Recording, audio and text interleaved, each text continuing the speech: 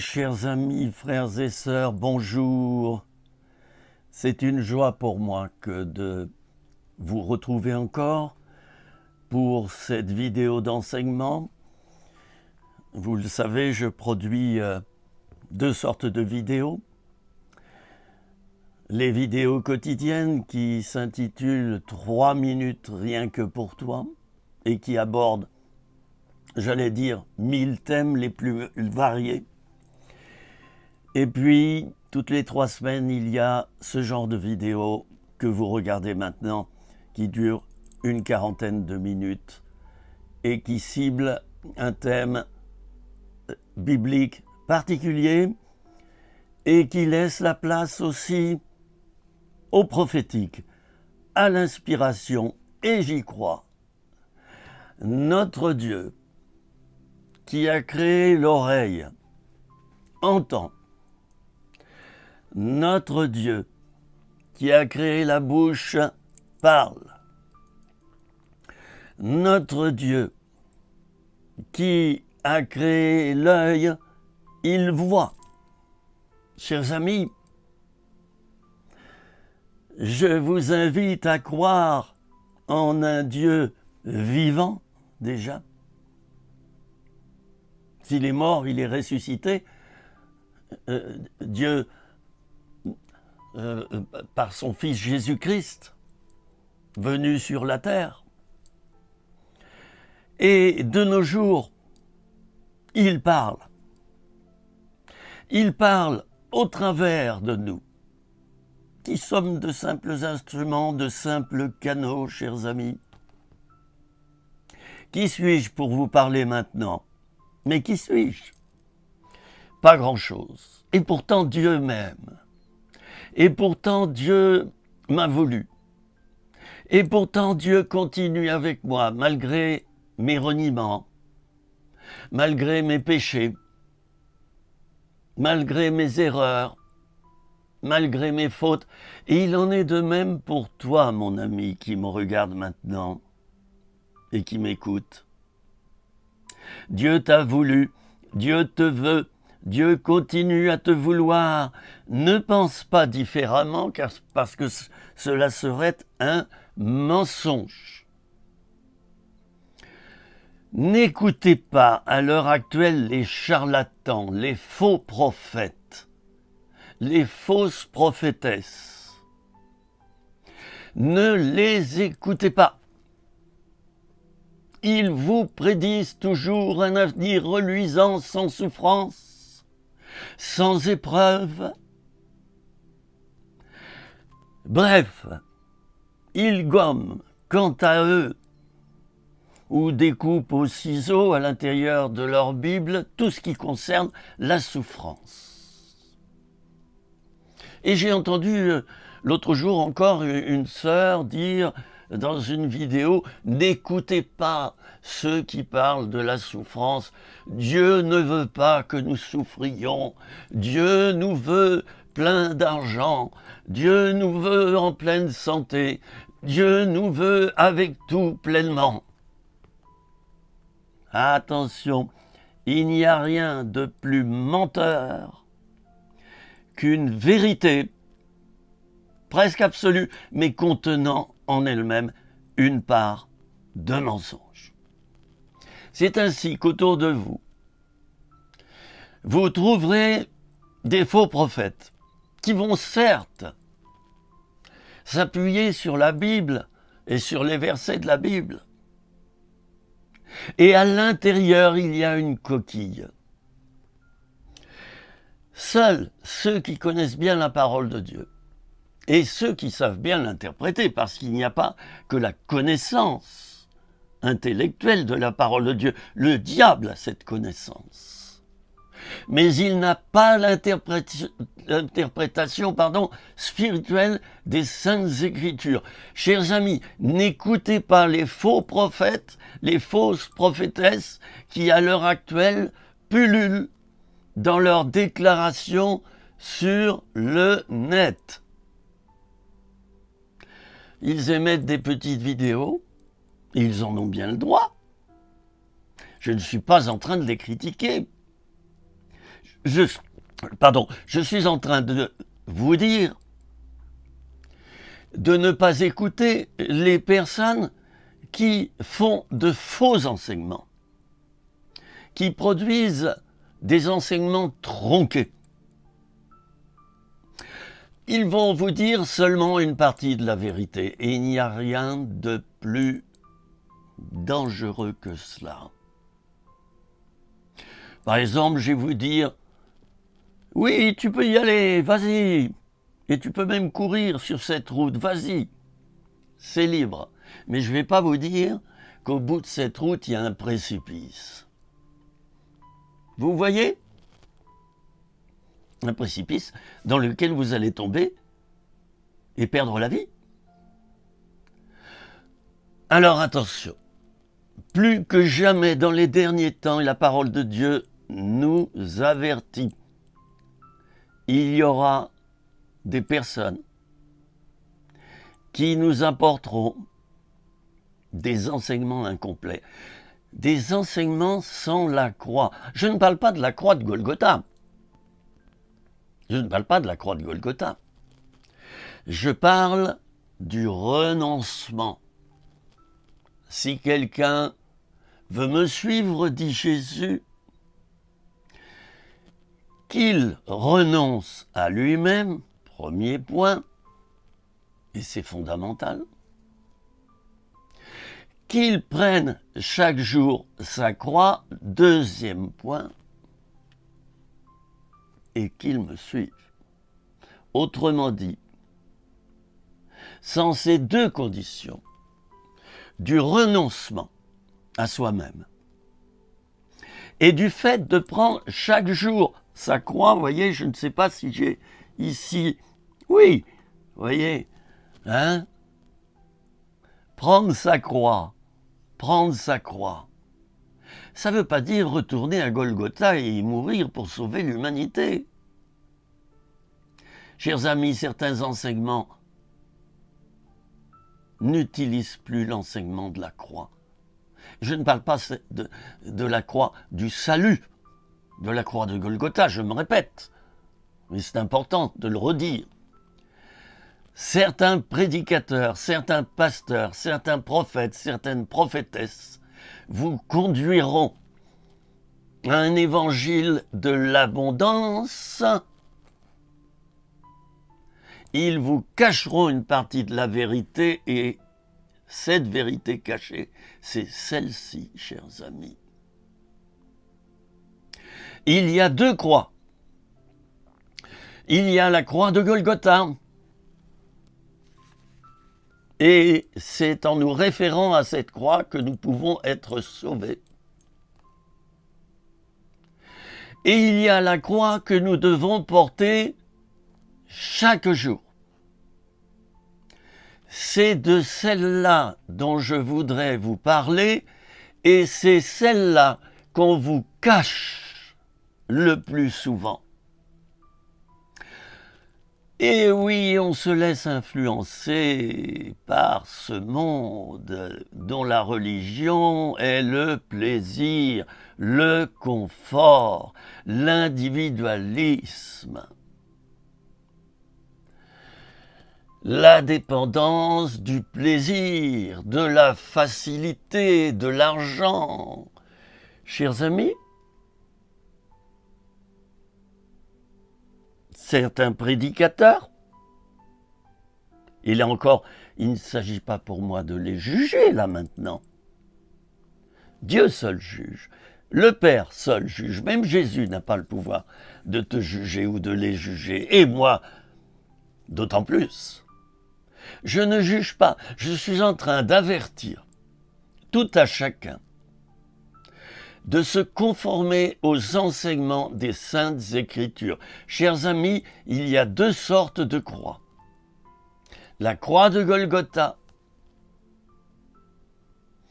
et c'est en nous référant à cette croix, en confessant nos péchés, en passant par la repentance, que cette croix de Golgotha sera active dans nos vies Elle nous apportera le salut éternel, la vie éternelle, le pardon de nos péchés, la guérison de nos maladies et quantité d'autres choses encore. Oui, je pense que dans l'ensemble, cette croix est prêchée. Vous êtes d'accord avec moi? Elle est prêchée. Mais l'autre croix, et j'y reviendrai toujours. L'autre croix, chers amis, elle vous est cachée de plus en plus, chers amis, de plus en plus. On vous prêche la facilité. Recevoir, reçois maintenant au nom de Jésus. Reçois la bénédiction. Sous-entendu, la bénédiction, c'est l'onction, c'est se sentir bien, c'est recevoir la paix. Eh bien, je suis désolé, mes amis.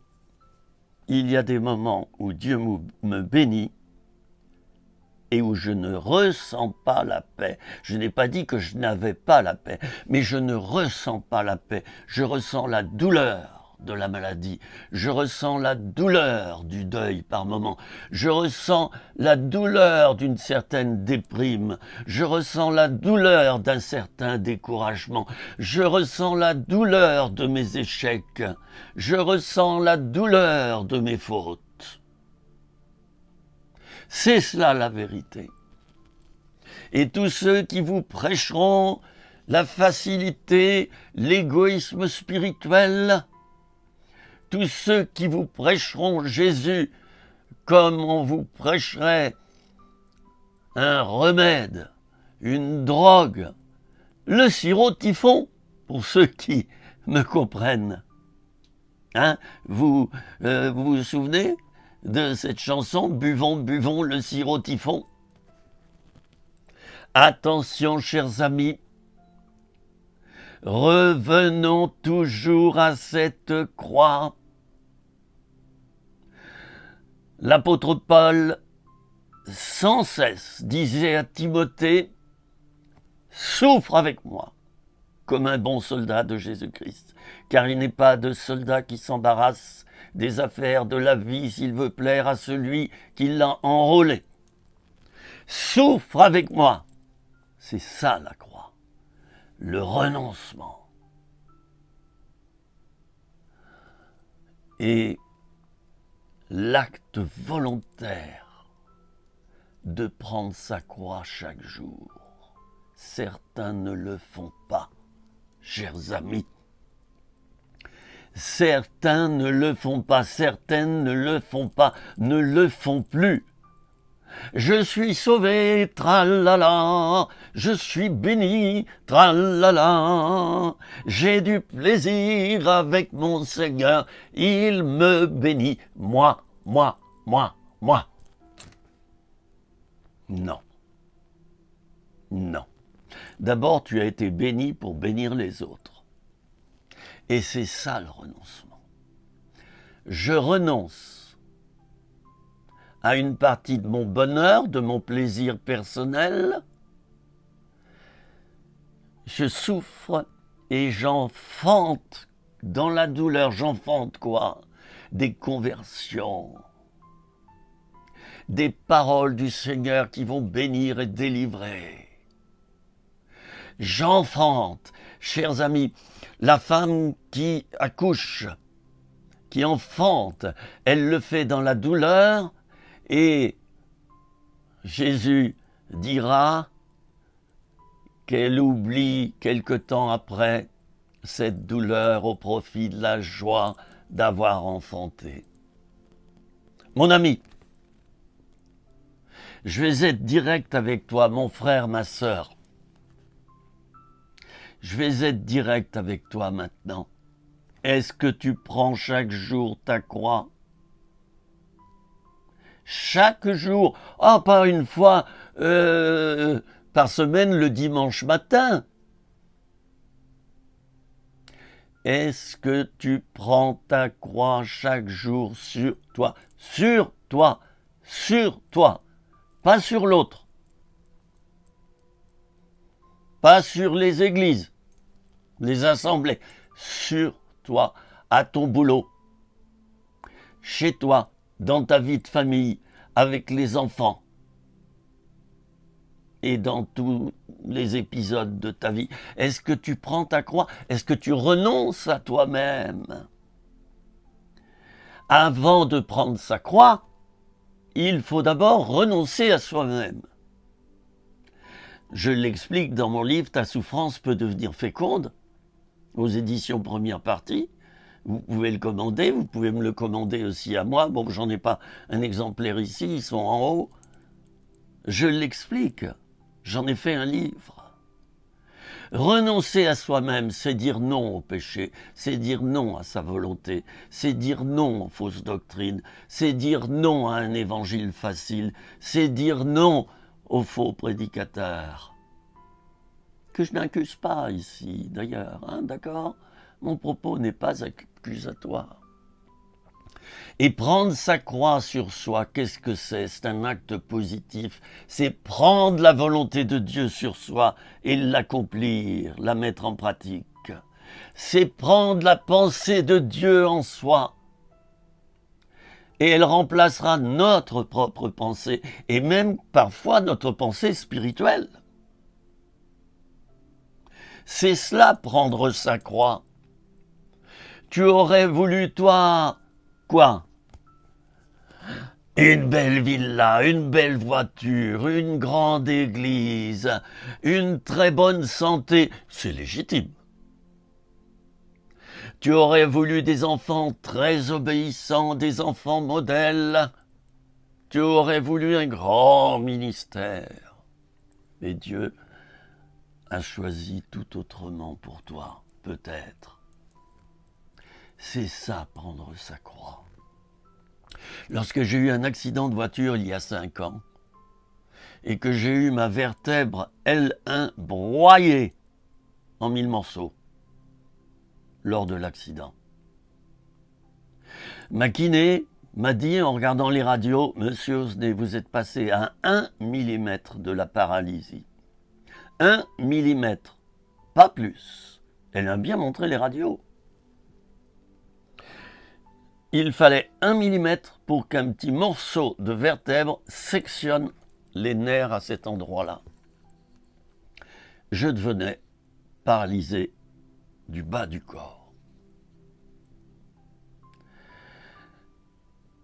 J'ai fait une dépression suite à cela et je me suis remis en question.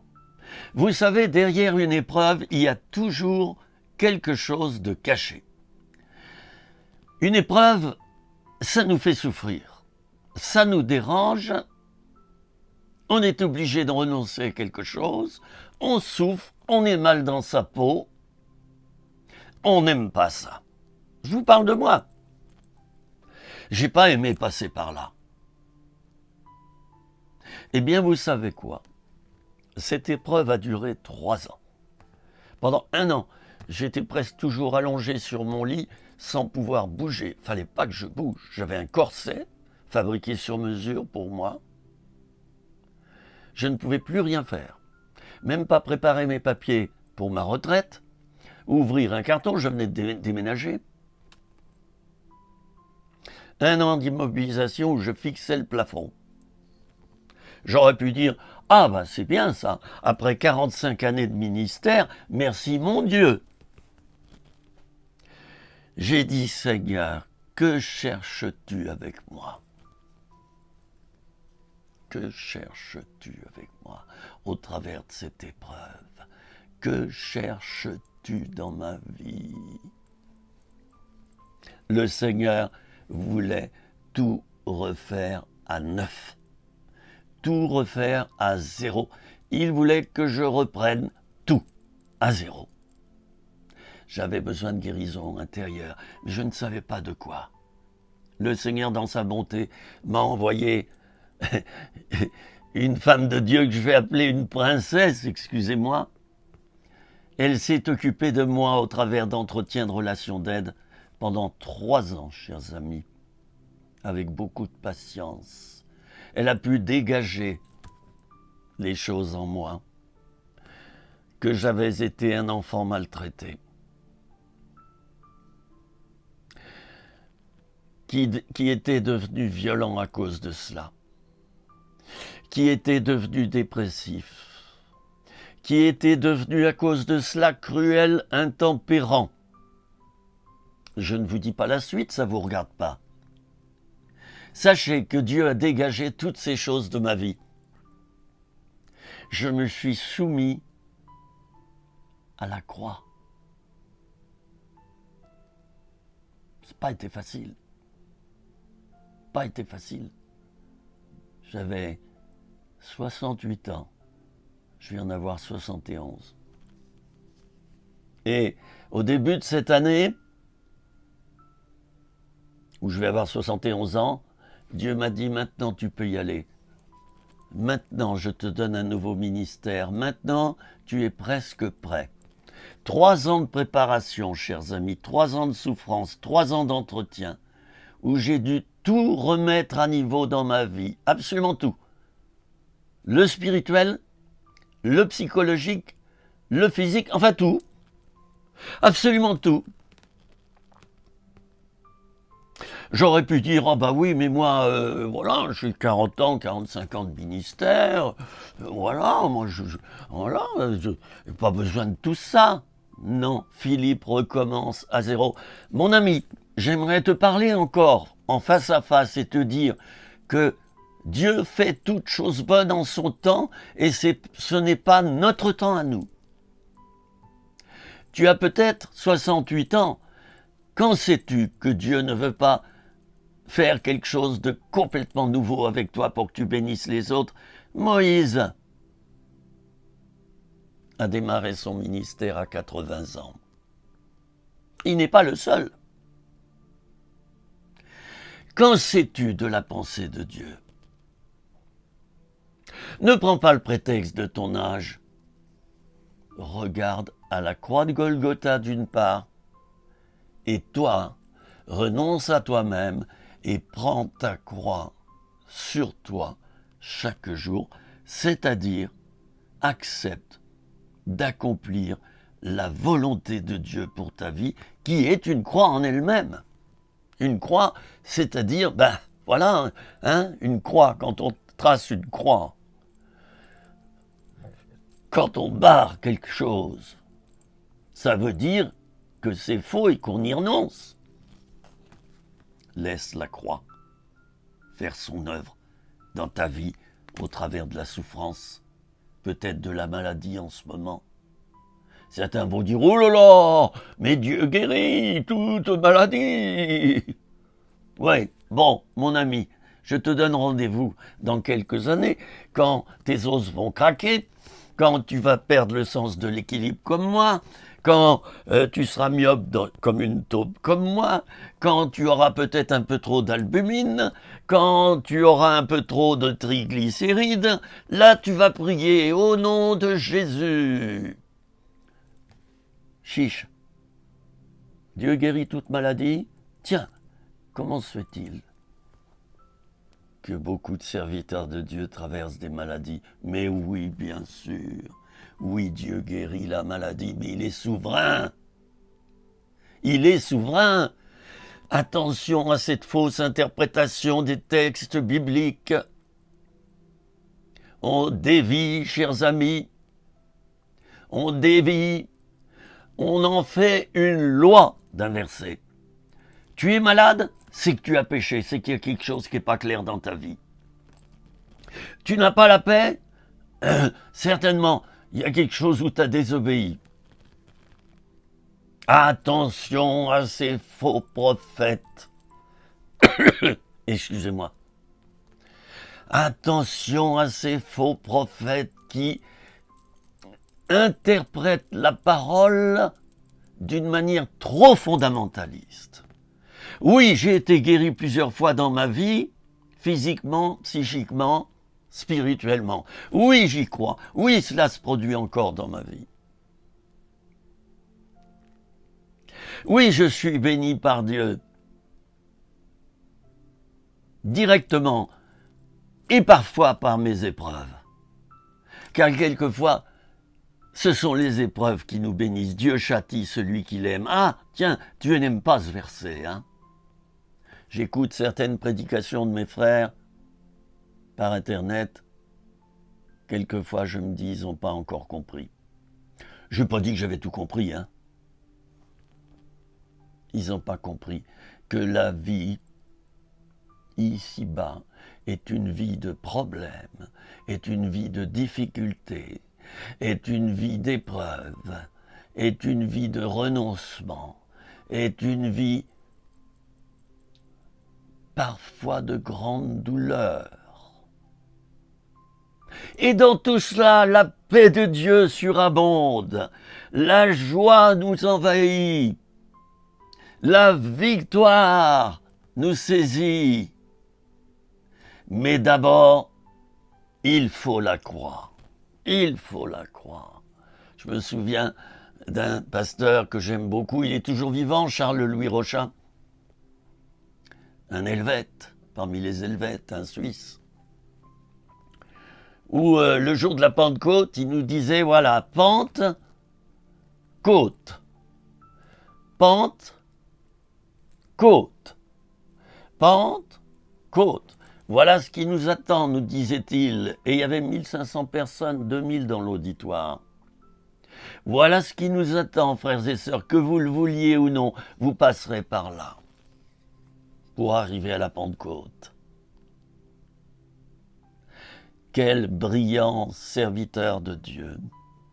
Il m'a beaucoup impressionné à l'époque et je lui dois beaucoup. Vous savez, il y a des personnes qui nous marquent dans notre vie et qui nous marquent à vie. J'ai été marqué par plusieurs personnes dans ma vie. Watchman Nee. J'ai été marqué par le pasteur Jules Taubois. J'ai été marqué par tellement de personnes. Mon cher ami Jean-Louis Jaillet, qui est maintenant dans le ciel et dans la félicité. Il m'a marqué à vie, un homme de foi qui a su m'insuffler la foi. Ainsi, je vis toujours par la foi, matériellement, financièrement, spirituellement. C'est Dieu qui pourvoit à mes besoins. Je viens d'avoir un deuxième petit chien. J'ai fait des photos à mes meilleurs amis de tout ce que mes voisins, sans que je leur demande, m'ont apporté ici. Tout un tas de petits polaires pour cet hiver, parce que c'est un chihuahua, mon deuxième chien. Ils craignent beaucoup le froid. Écoutez, j'en ai reçu 14 ce matin en cadeau, dont 2 de Noël. Donc ils sont rouges avec un petit sapin de Noël dessus. Dieu pourvoit pour tout, y compris pour nos animaux. Je continuerai à vivre jusqu'à la fin de ma vie par la foi. Dieu pourvoira à tous mes besoins selon sa gloire et sa richesse par et en Jésus-Christ. Mais d'abord, il y a la croix. Il y a l'usure des pantalons au niveau des genoux. Vous avez une liste de prières? Vous priez chaque jour? 2 minutes en vous brossant les dents. D'ailleurs, bénis-moi, bénis ma gencive gauche, ma gencive droite. Bénis-moi, Seigneur, aujourd'hui. Amen. C'est ça ta vie de prière? Je ne me moque pas de toi et je ne t'accuse pas. Je suis passé par là à certains moments donnés de ma vie où j'avais plus envie de prier. Mais je serai sincère devant vous. À quoi ça sert d'être un pasteur hypocrite? Sous prétexte que nous devons être les modèles du troupeau, nous ne disons jamais nos échecs, nos péchés et nos problèmes. Et nous devenons des hypocrites. Si je vous en parle, c'est que je l'ai été. J'ai décidé, il y a 3 ans, de dire et de faire quoi? Bas les masques. Fini ça. Cette onctuosité religieuse. Alléluia, frères et sœurs. Louons le Seigneur. Même la voix n'est plus la voix de la personne. Le ton n'est plus le ton de la personne. Son habillement n'est plus le même. Vous avez simplement un clone évangélique devant vous. Et si vous lui dites qu'il a fait une erreur, oh, vous êtes un diviseur. Mes amis, le thème de ma vidéo, c'est toujours 2 sortes de croix. Et voyez-vous, j'en ai justement préparé 2.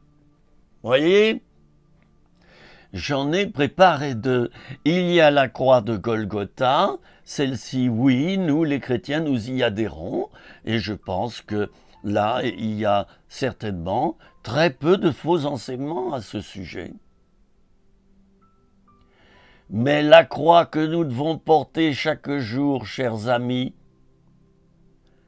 elle est devenue dans beaucoup d'églises et dans beaucoup de vies chrétiennes escamotable. On la cache derrière l'autre. On la cache derrière l'autre. C'est facile. Oui, la croix, j'y crois à la croix. Chaque jour. Oui, tu as été sauvé à la croix de Golgotha, mais chaque jour, prends ta croix sur toi. Renonce à toi-même, renonce à tes projets, renonce à tes pensées, renonce à des prétendues prophéties que t'as entendues ça et là, puis t'en as fait comme une épître, comme un évangile de plus dans ta vie.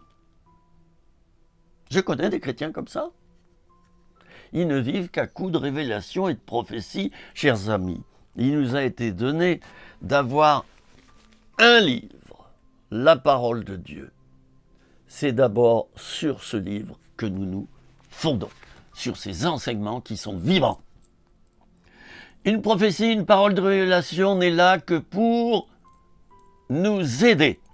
C'est un poteau indicateur. Ne fondez jamais votre vie sur une prophétie. Si Joseph, dans l'Ancien Testament, Joseph, fils de Jacob, s'était fondé sur les songes qu'il a reçus la nuit, comme quoi son père et ses frères un jour se prosterneraient devant lui,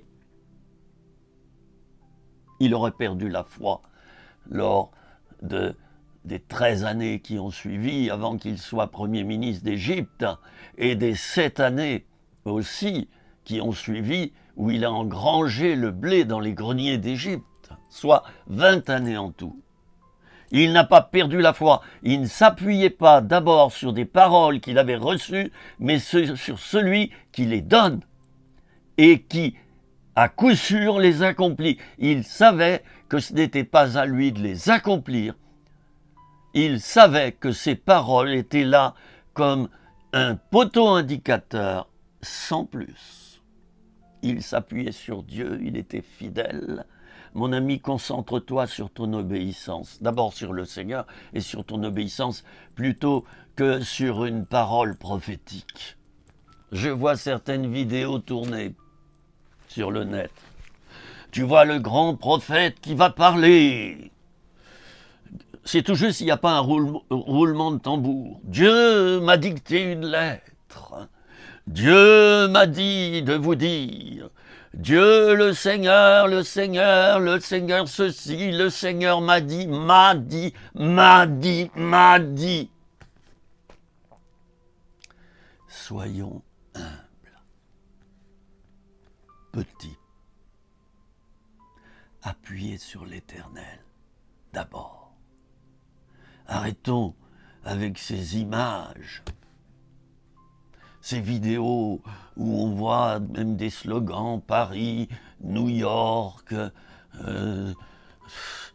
Londres, voilà, chers amis, voilà. Le prophète parle au monde. Mon Dieu, mon Dieu, mon Dieu, repens-toi. Oui, Dieu choisit des prophètes qui vont parler au monde. Oui, tout cela est vrai. Mais arrête avec tous ces apparats. Arrête. Tu n'as pas besoin de prouver quelque chose au monde pour te dire que tu as une identité. Ne te recherche pas au travers de ce que Dieu te dit. Mais annonce la parole avec simplicité. Voilà, il me semble que Dieu m'a parlé. et m'a montré ceci. Je le soumets à votre discernement. Voilà, c'est comme ça. Le vrai prophète, il est dépouillé. Il n'a pas besoin de se prouver qu'il est prophète. C'est Dieu qui le prouve au travers de lui. Il n'a pas besoin de le dire. Il n'a pas besoin de dire sans cesse « Dieu ceci, Dieu me dit que, Dieu m'a dit que, j'ai passé une nuit en prière, etc. » Oh, toutes ces vidéos qui défilent. Rassurez-vous, je ne critique pas les hommes de Dieu, les oints de l'Éternel. Mais je dénonce certains comportements. C'est bien différent. Et vous verrez que la parole de Dieu dénonce beaucoup de comportements des hommes de Dieu des époques successives. Les bergers d'Israël, les faux prophètes, tout ça, pas de cadeau. Les pharisiens, hypocrites, dira Jésus, hypocrites. Je ne vous dis pas la suite. Mes amis, j'aimerais vous lire un verset, 2 versets, et je termine. Épître aux Romains, chapitre 5, versets 3 et 4. Bien plus, nous nous glorifions même des afflictions, sachant que l'affliction produit la persévérance. La persévérance produit la victoire dans l'épreuve. Et cette victoire produit l'espérance. Mes amis, les épreuves font partie de la vie. Ne les fuis pas.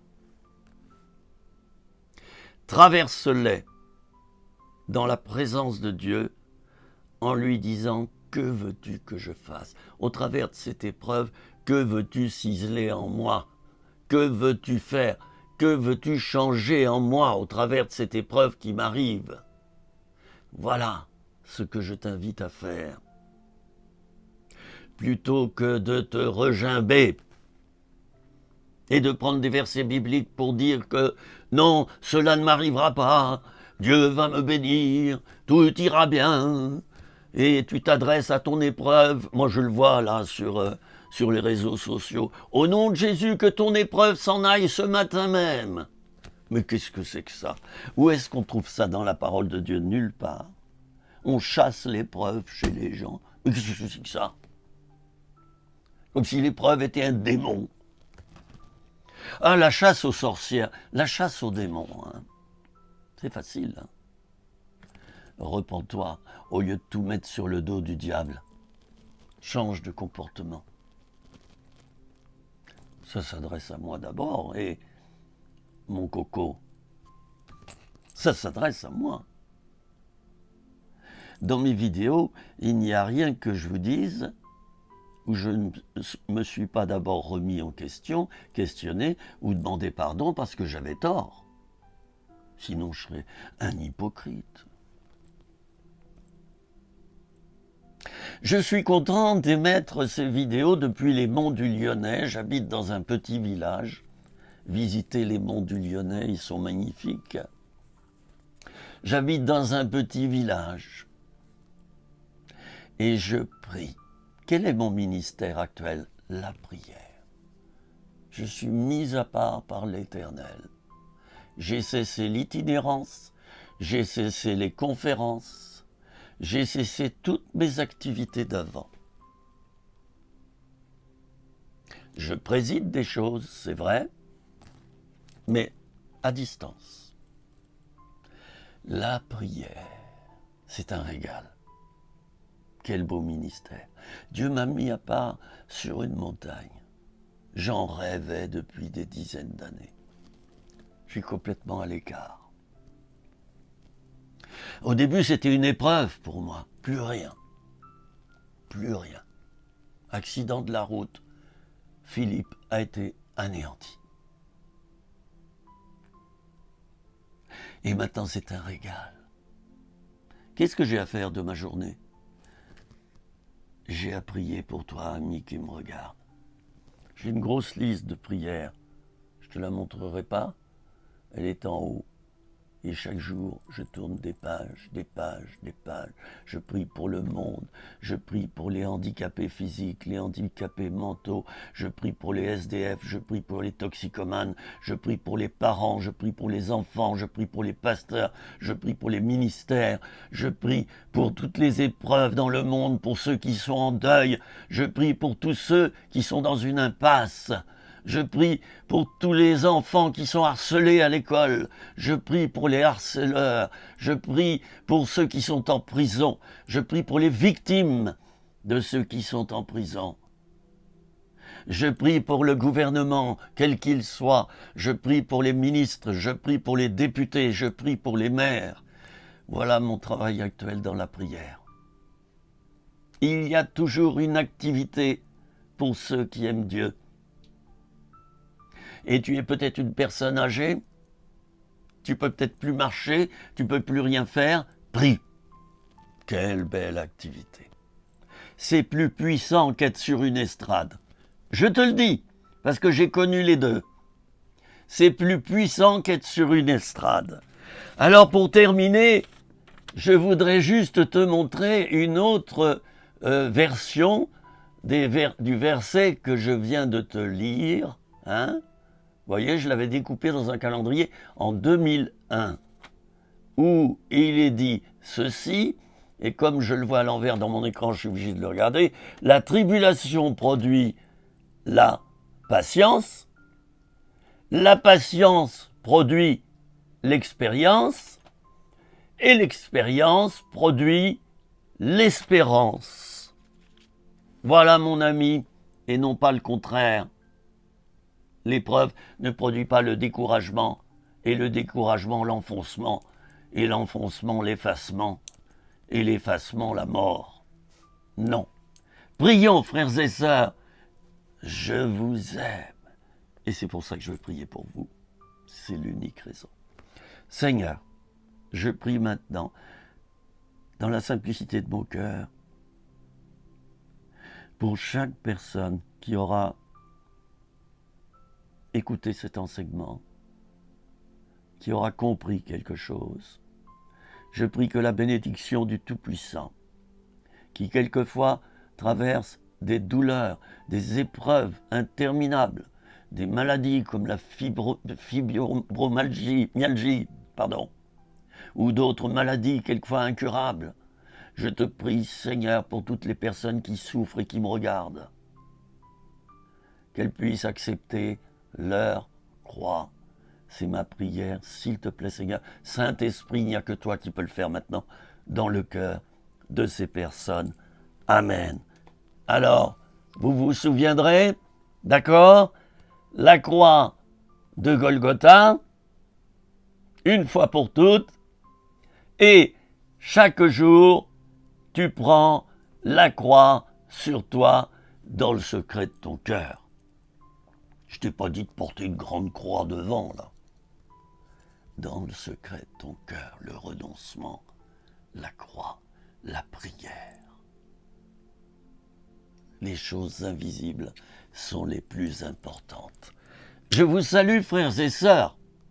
C'était une joie pour moi de vous retrouver et nous continuerons dans ce sens. À bientôt et pas trop de découragement, s'il vous plaît. Ce monde est un monde parsemé d'épreuves.